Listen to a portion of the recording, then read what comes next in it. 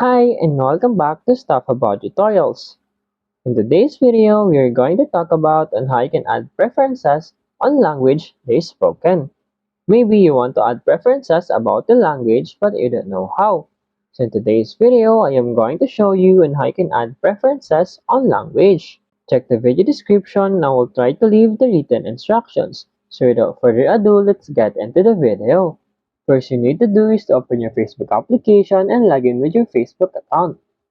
And then in here, tap on this heart button and then you'll be directed into your Facebook dating profile. And here, tap on the settings and you'll be directed into this ideal match.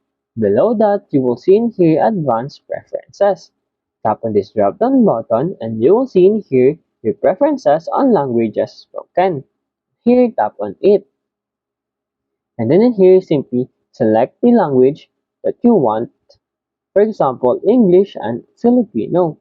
After that, tap on the Save button at the upper right corner of your screen.